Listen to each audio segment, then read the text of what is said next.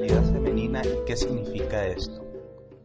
Algunas personas ya tienen algunos conceptos o ya conocen algo de lo que es lo sagrado femenino.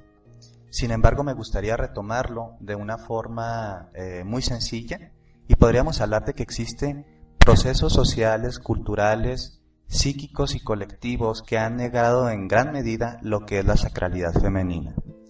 Prácticamente todas las construcciones heteropatriarcales que tenemos, es decir, de la cultura que está orientada hacia lo masculino, hacia incluso valores no tan positivos de lo masculino, está basada en la idea de que tenemos una sacralidad primordialmente masculina. Sin hacer crítica religiosa ni hacer ningún tipo de proselitismo, podríamos decir a grosso modo de que simplemente hay una invisibilización sistemática de lo femenino que obedece más a pautas políticas que a pautas religiosas. Es decir, cuando le quitas a alguien lo sagrado, lo puedes despojar de todos sus derechos y de todas sus garantías. Y esto es lo que se ha hecho en el patriarcado. Hace algunos siglos todavía, y de hecho todavía en algunas zonas geográficas. Ok, me alejo un poquito del micro. ¿Ahí está bien? Sí. En algunas zonas geográficas todavía se cree que las mujeres de una u otra forma no tienen derecho a tener una participación en la sacralidad.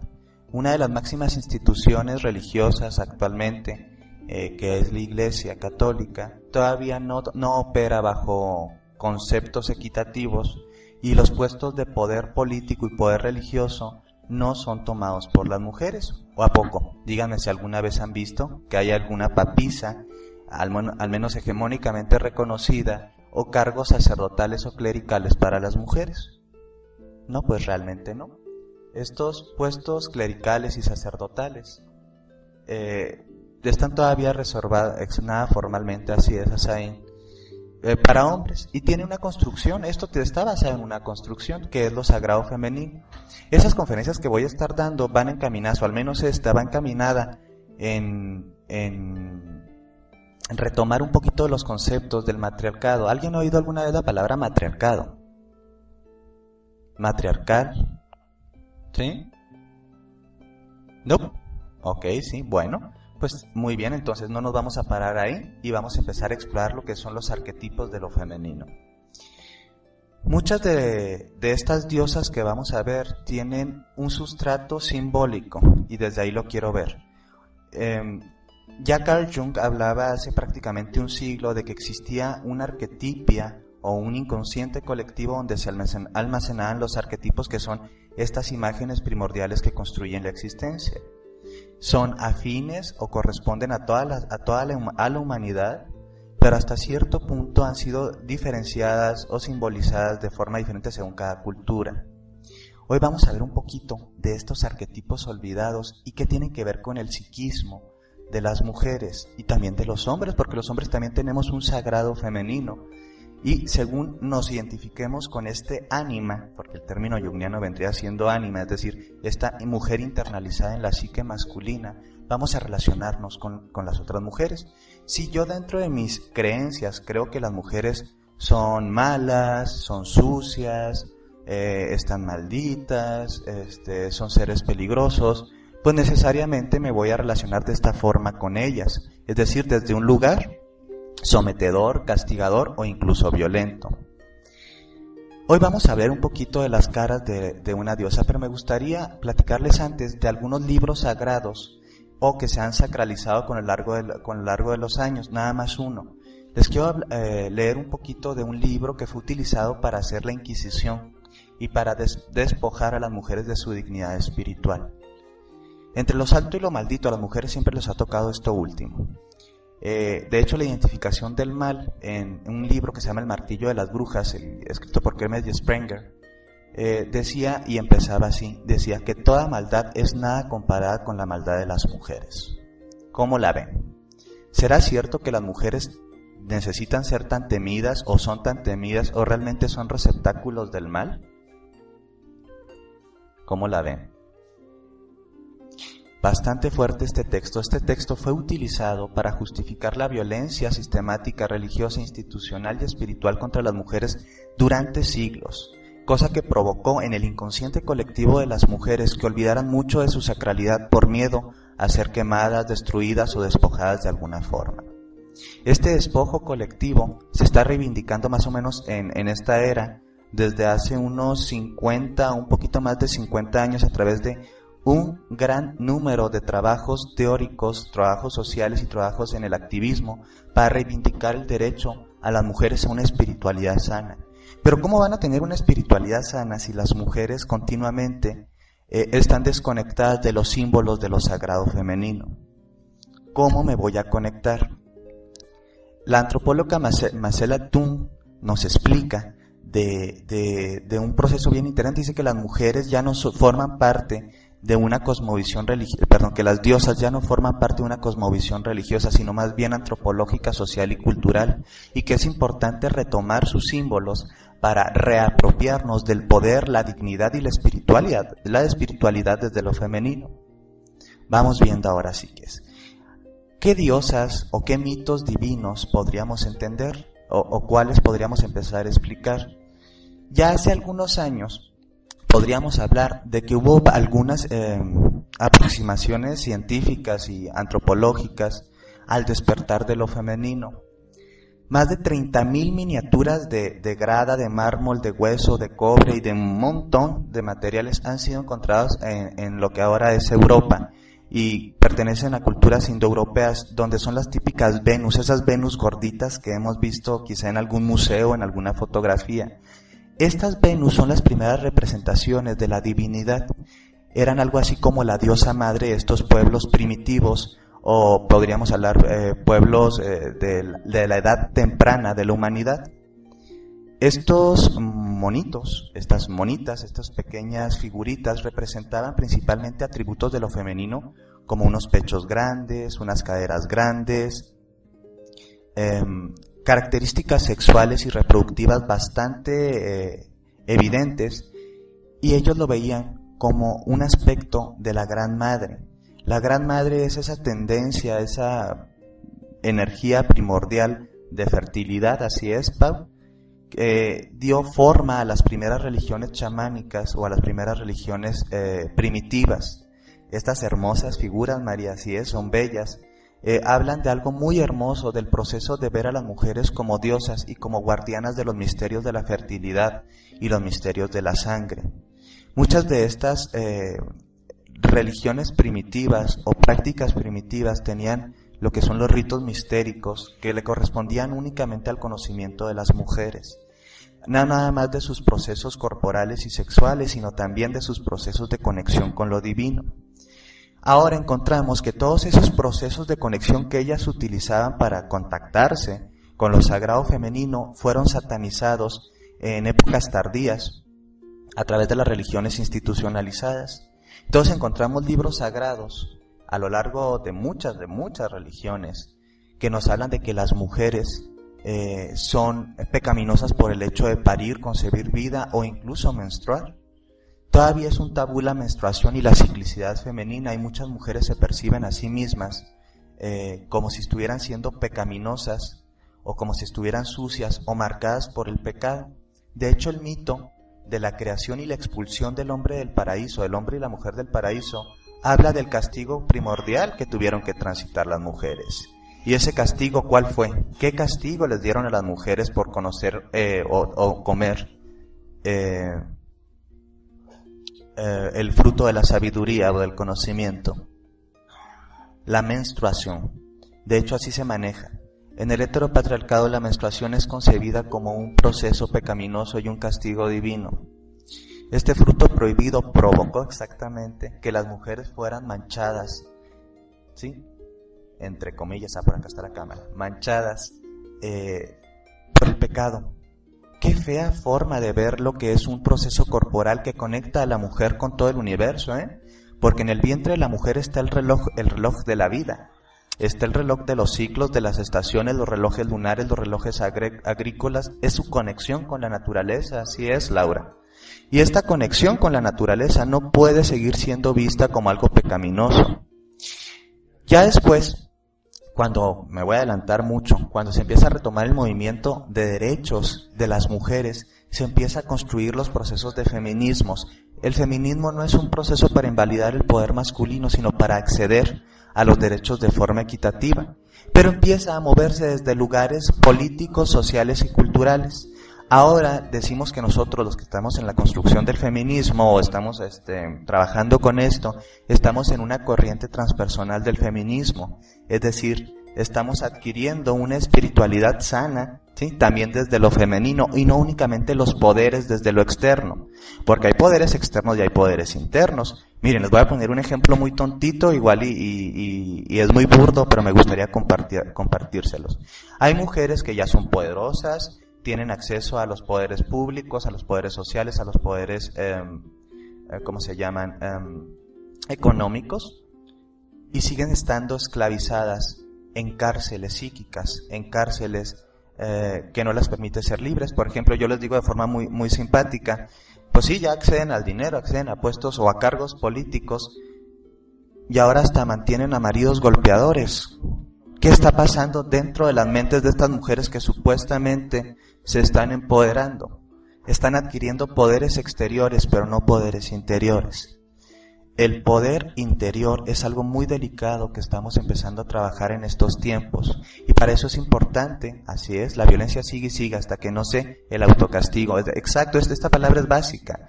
Muchas mujeres creen que merecen realmente tener este tipo de tratos.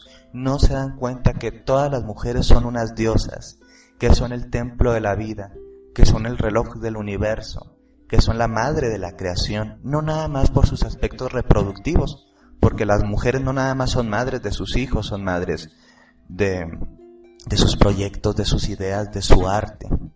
Porque sería muy triste pensar que una mujer es válida nada más porque puede reproducirse y parir. Ese no es el valor de una mujer. De hecho, por ahí dice en antropología, no recuerdo ahorita, en una tesis, había leído algo bien interesante que se me quedó muy marcado. Decía que para las mujeres, desafortunadamente, todavía en muchas culturas y en muchas sociedades, la biología, su biología, es determinante. Es decir, todo mundo las ve desde su aspecto reproductivo y biológico, y las mujeres son mucho más que eso. Bueno, vamos a empezar a trabajar con las diosas que propuso la doctora Jean Chinoda Bolem en su libro Las diosas de cada mujer, un libro hermoso que recomiendo, ¿sí? Que se construyó, se gestó a lo largo de muchos años trabajando con círculos de mujeres y está inspirado en los trabajos antropológicos de una gran mujer estudiosa que se llama Marie Hakim Butas, ¿sí? Ella estudió estas sociedades preindoeuropeas o de la vieja Europa y se dio cuenta de que había muchas diosas que representaban una sola esencia. No se trata simplemente de aspectos religiosos, son también aspectos simbólicos de lo sagrado femenino y de lo perdido. Vamos a empezar a estudiar un poquito estos de los arquetipos de las diosas y vamos a verlos desde este lugar. Estos arquetipos sirven para lo siguiente y puedes ir poniendo las características de estos para ver cuál eres tú más.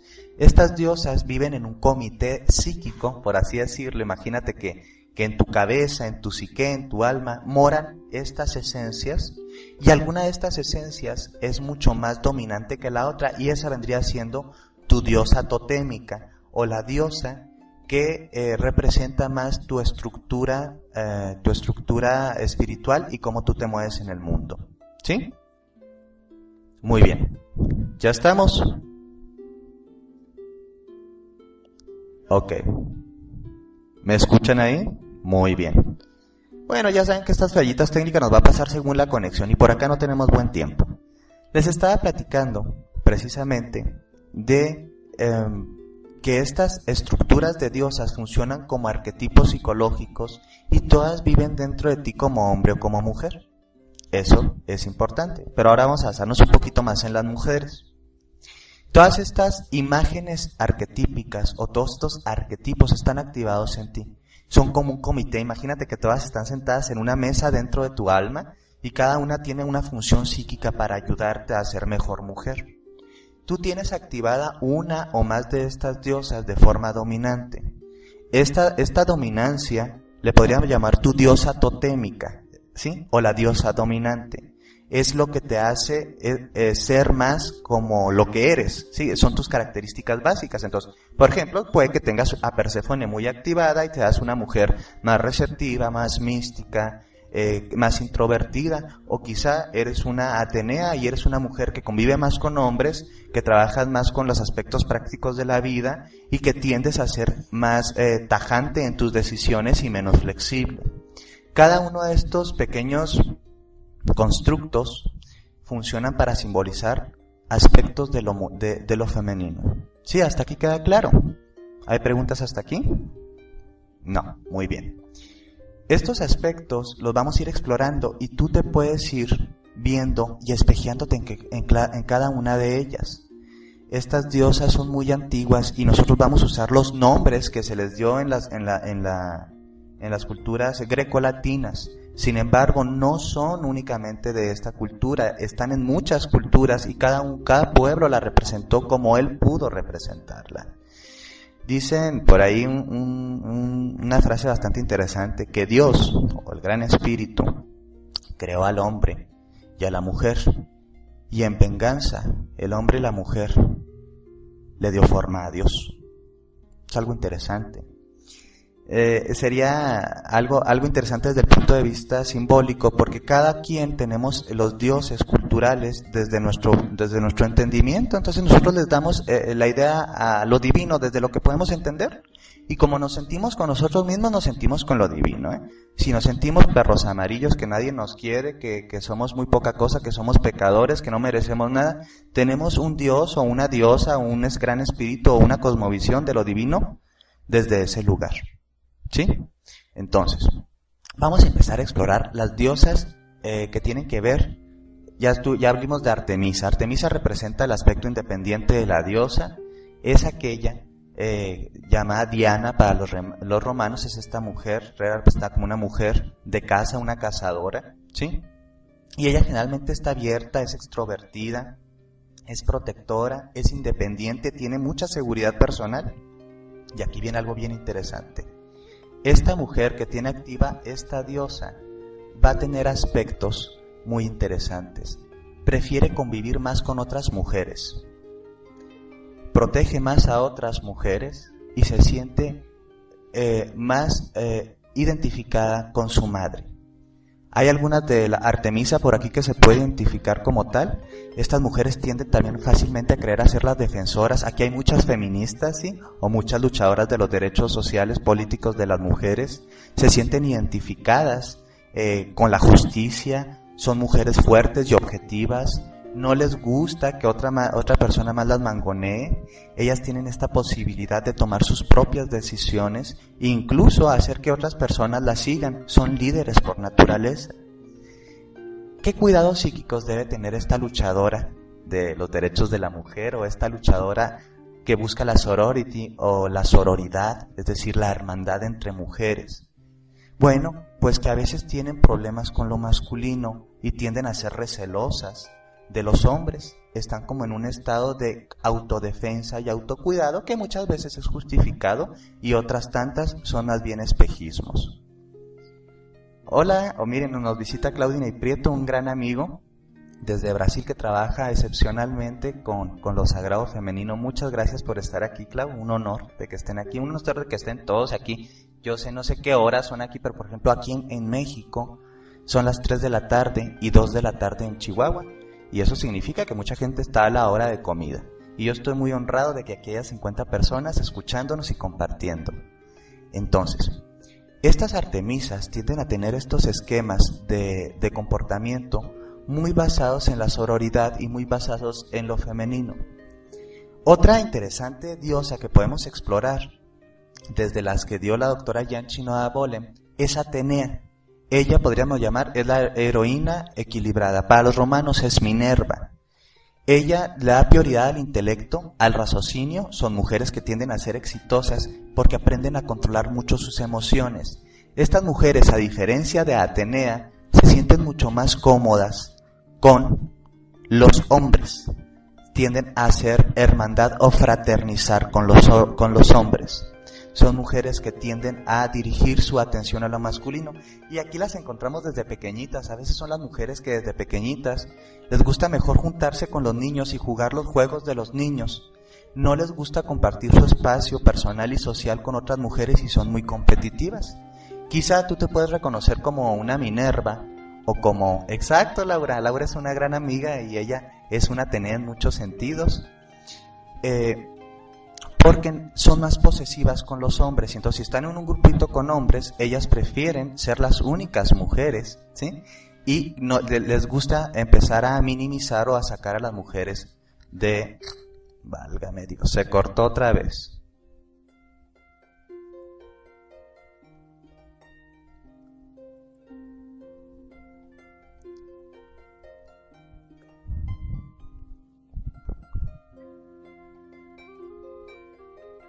Ok, ¿ya estamos de nuevo?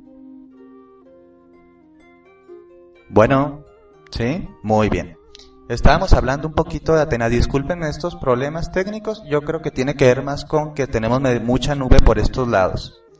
Entonces, Minerva o Atenea tiende a tener su atención en ella misma y en sus propios intereses y es práctica. ¿Cuáles son los cuidados que debe de tener una Atenea? A grosso modo, no voy a poder decir por cuestiones de tiempo todos los trabajos psíquicos con cada una de las diosas, pero podemos conocerlas poquito a poquito. Ella generalmente tiene problemas para relacionarse con otras mujeres y tiende a competir mucho con otras mujeres. Cuando una Atenea está muy internalizada con los hombres o trabaja mucho con los hombres, ¿sí?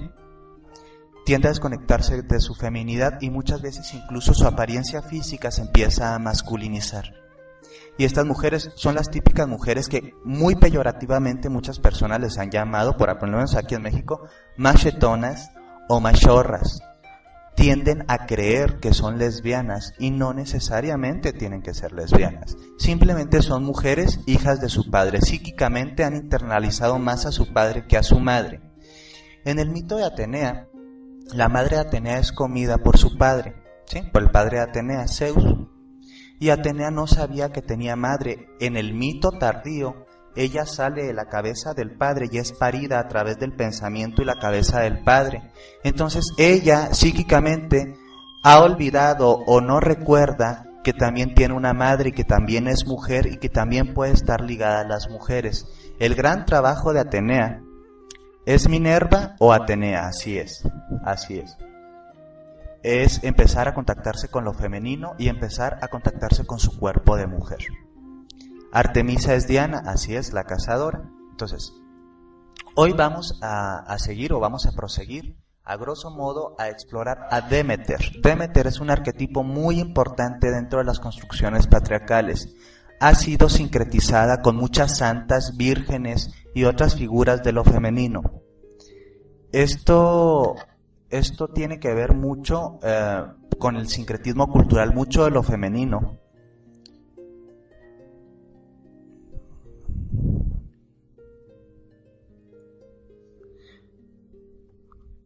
¿Ya está? Muy bien. Muy bien. Mucho de lo femenino se ha sincretizado, de lo sagrado femenino se ha sincretizado culturalmente con la cristianización y la catolización. Demeter ha quedado muy ligada con términos muy parecidos a la construcción católico-cristiana de Guadalupe, María, la Virgen de Fátima y un montón de vírgenes que representan la maternidad.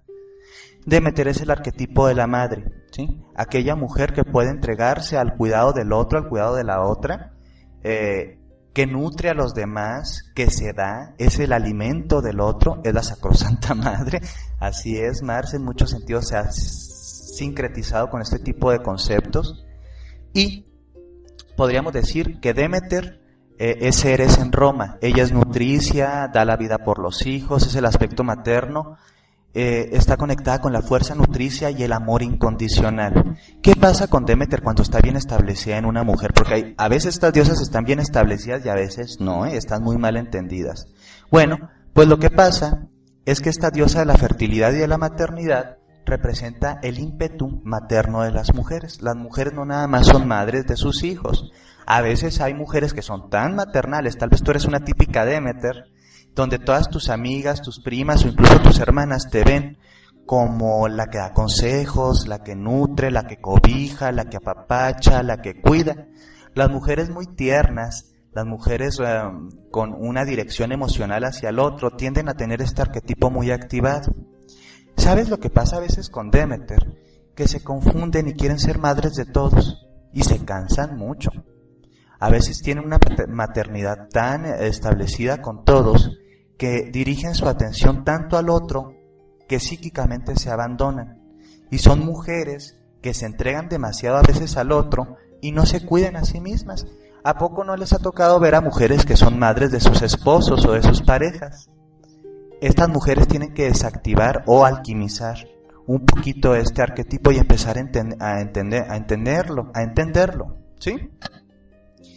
En sus aspectos más agradables o más... A ver, ¿por qué están llorando por ahí? ¿Qué le pasa a Sara, a María, a Carolina? ¿Ya me desactivé o qué?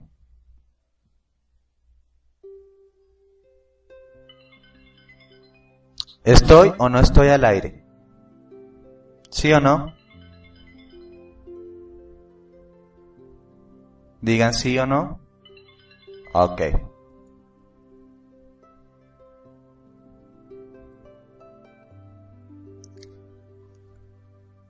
Ya estamos de nuevo, de vuelta.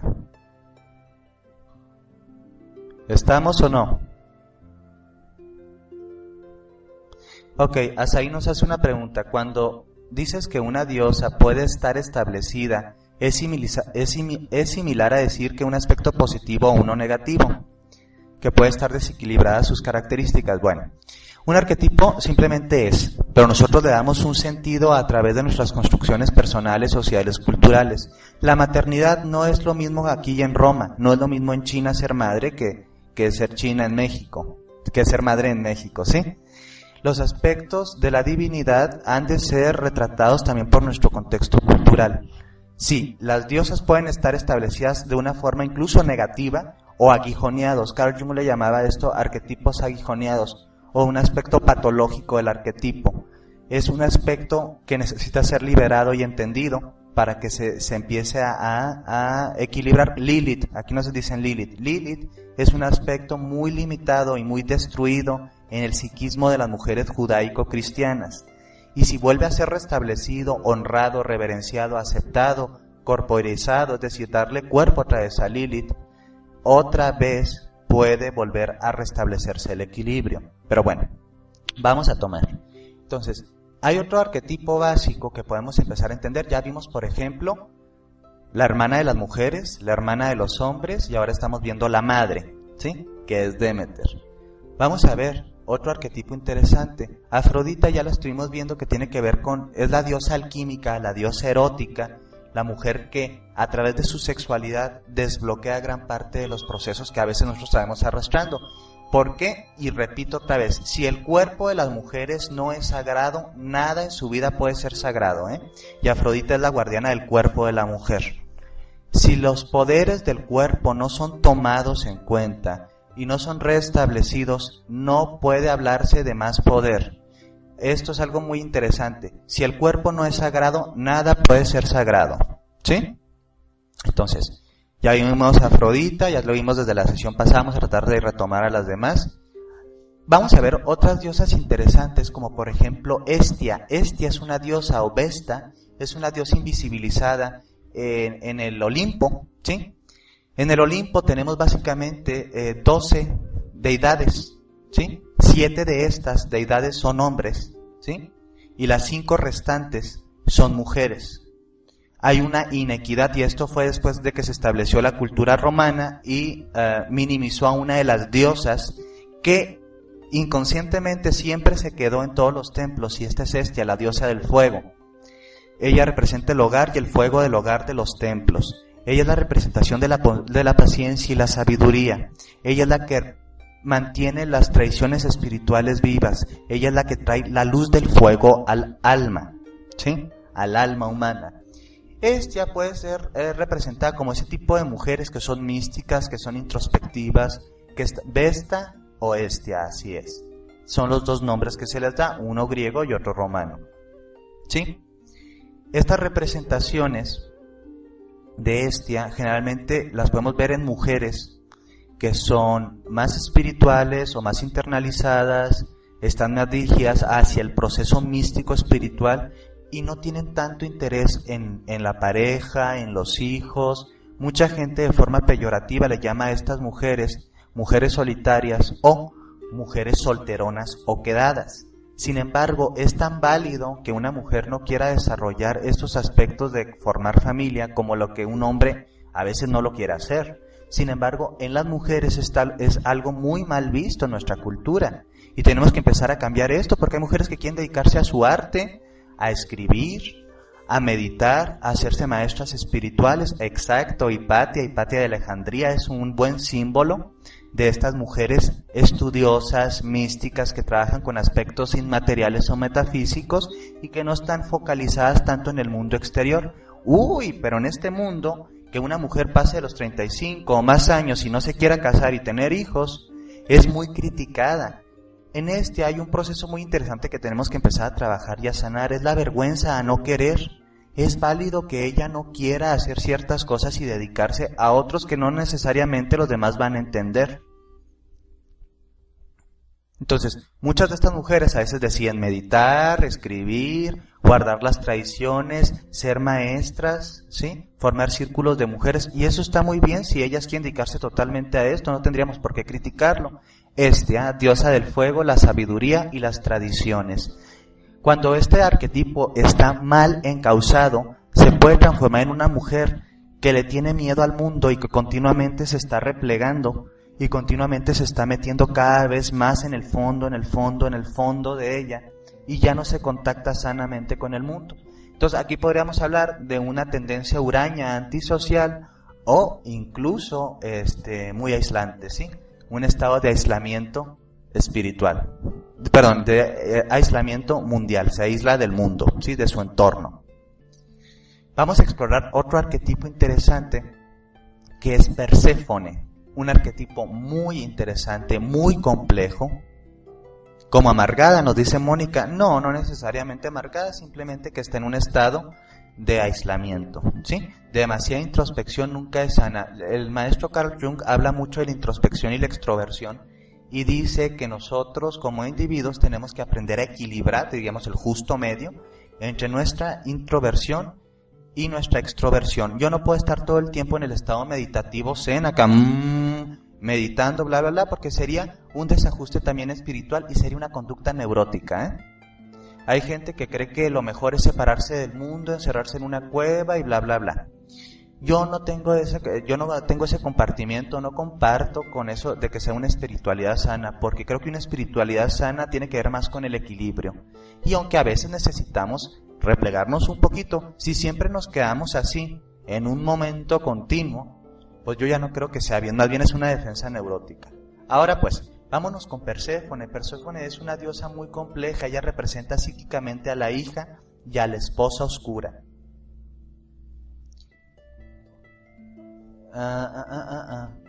Cris preguntaba antes si puede ser que distintos momentos de la vida sean distintas diosas en las que dominan. Claro que hay una dominancia diferente y tiene que ver con tus procesos de vida, ¿sí? Con tu interés y también por lo que estás pasando. Imagínate, cuando tú de repente conoces a un chico o a una chica que te gusta y quizá tú eres más como Artemisa, ¿sí? Y eres más segura, más demandante, más independiente, caes en un estado de enamoramiento tan grande que empiezan a aflorar características de Afrodita que ni tú misma te conocías. Te sonrojas, seduces, quieres tocar al otro, jugueteas con el otro, estás en un estado de enamoramiento o un estado afrodisíaco que te permite conocer. Dices, válgame, ¿y de dónde me salió toda esa seducción? ¿O por qué me puse tan coqueta? ¿O de dónde salió esta parte de mí? Bueno, lo que pasa es que una parte de tu alma se dejó ver a través de este proceso y salió esta parte que le podrían llamar Afrodita. ¿Sí? Bueno, ahora sí. Una de las diosas de las sombras más interesantes, diosas de las sombras porque es una diosa que vive entre la luz y la sombra, es Perséfone. Perséfone, la doncella, es la representación de una mujer hija de Demeter, una diosa hija de Demeter, que durante unos tiempos tenía que vivir en el inframundo y otros tiempos tenía que vivir con su madre en la tierra. De hecho, de ahí salió la idea de la ciclicidad de las 4 estaciones, Core, así es, Core o Core, ¿sí? La ciclicidad de las estaciones. Ella representa los misterios femeninos y el encontrarse a sí misma a través de los procesos de la oscuridad. Es un arquetipo que es interesante. Ella representa a la doncella, la hija ligada con su madre. Es una mujer con una especie de aire juvenil. A veces como que no demuestran tanto su edad. Ellas tienen una necesidad emocional de agradar mucho a los demás. Ella quiere estar bien con su madre, pero también quiere estar bien con su esposo Hades, que en un principio, en los mitos más tardíos, es un raptador y violador. Tiene capacidades intuitivas que le permiten conocer naturalmente los temas relacionados con lo oculto, el misticismo, lo profundo. Y tienden a ser mujeres muy inspiradoras y muy creativas. Ella tiene que ir a conocer a Hécate, la guardiana del mundo subterráneo, una diosa muy antigua que con el patriarcado se perdió pero que se está retomando. En el mito, ella es raptada por Hades y su madre Demeter queda muy triste. Estas mujeres a veces tienen esta disparidad o esta inconstancia entre en quién le tengo que ser fiel, a la casa de mis padres, de mi madre, o a mi esposo, a mi nueva pareja, con quién tengo que establecer más mis relaciones, a quién me tengo que comprometer más, con mi madre o con mi pareja. Estas mujeres muchas veces están partidas psíquicamente porque quieren quedar bien con todos, y por ahí dice un dicho acá en México que uno no puede estar bien con Dios y con el diablo al mismo tiempo. Estas mujeres tienen que empezar a adquirir su propia madurez y su integración psíquica cuando conozcan a Hécate, la diosa de los misterios, del oscuro, ¿sí? Estas mujeres muchas veces están casadas, pero es como si siguieran viviendo con la mamá. O le dan tanta fuerza a su madre que hacen que su esposo o su pareja se empiece a separar de ellas. Es como si dijeran las parejas de estas mujeres, ya elige, o soy yo o es tu madre. Estas mujeres tienen una incapacidad a veces, cuando está mal establecido el arquetipo, de separar hasta dónde es el hogar, tu hogar, y hasta dónde es el hogar de tu madre. Es decir, ellas ya se empiezan a ser mujeres, pero todavía siguen siendo niñas a nivel psíquico. Claro que esto pasa también con los hombres. Si vieran cuántos hombres también tienen este tipo de tendencia. En constelaciones las llamamos relaciones incestuosas, sí. Hay un vínculo basado en un erotismo malsano dirigido todavía a la figura paterno-materna. Sí, esto es algo interesante. Pero con los hombres no es el mismo arquetipo. No es el mismo arquetipo. Después exploraremos los arquetipos de lo masculino, pero ahorita créanme que tenemos un montón de trabajo para explorar los de lo femenino. Otra diosa interesante que podemos empezar a explorar, que ya no forma tanto la cosmovisión de la doctora, que sí forma parte de los libros que hizo la doctora Bolem, es Hera, la esposa, o Juno para los romanos. Esta diosa representa la tendencia a buscar compromiso, casarse o comprometerse con una pareja, Hera, o Juno para los romanos. El establecimiento de compromisos es básico para ella. Ella reinaba junto con Zeus el Olimpo. Ella es el arquetipo de la mujer que le importa su matrimonio y que lo va a rescatar a pesar de las dificultades. Ella tiene una experiencia de unión profunda, ¿sí? Ella sale a flote cuando nosotros empezamos a querer ya a construir algo de una forma más formal o más institucional incluso, o más legal con otra persona, pero no nada más en ese sentido, sino que ya queremos unificarnos profundamente con el otro. Ella, cuando es mal manejada o mal entendida, se puede transformar en una celosa obsesiva, en una mujer demandante, castrante, destructora. Hay muchos mitos griegos, olímpicos, romanos, que nos hablan de todas las gachadas que a veces hizo Hera, porque estaba celosa, porque Zeus era bien golfote. Zeus representaba la masculinidad hegemónica que buscaban los romanos, que era un hombre promiscuo, machista y se imponía ante los demás, ¿sí? Entonces ella tenía que tener este tipo de esposo, aguantarlo, y siempre en los mitos terminaba castigando a las o a los que se acostaban con su esposo, ¿sí? Sí, me dicen, aquí dice Marce, un típico macho mexicano o mexa. Pues sí, casi todos los que somos de Occidente tenemos estas influencias culturales. Entonces, es importante, dicen acá sí, pero guapo. Bueno, pero ¿qué importa si es guapo, si te ha tratado tan mal? Entonces, aquí en estos mitos tenemos que ver algo bien interesante, que era una forma de decirles a las mujeres de esta época y de las posteriores, que ellas tenían que defender su matrimonio, que ser cuidadosas, que entender que el hombre era así, que las culpables de la infidelidad del hombre no era el esposo, eran las otras mujeres porque andaban de ofrecidas. Entonces, esta construcción simbólica servía para educar los procesos de rol social entre hombres y mujeres, pero no es sumisa, es partecita de una diosa muy antigua, que fue partida en muchas diosas, para hablar de un proceso de construcción de compromisos. Y ella, a nivel psíquico, siempre va a buscar estar comprometida. Tiene mucho miedo a la inestabilidad, a que la abandonen, y cuando está mal manejada se puede transformar en una mujer muy celosa. Creo que todos y todas hemos transitado alguna vez en nuestra vida unos celos irremediables por un proceso en donde sentimos que una persona que amamos nos puede dejar o estamos expuestos. Esto es parte de la naturaleza humana, pero este arquetipo está aquí para que tú lo entiendas y lo trabajes.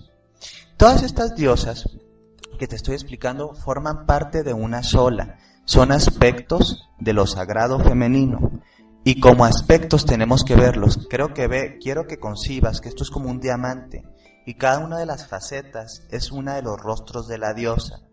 Pero estos rostros de la diosa, si no los puedes o no los quieres o no los entiendes a nivel espiritual o religioso, está bien. Pero a nivel simbólico y psicológico existen como tendencias humanas y arquetípicas.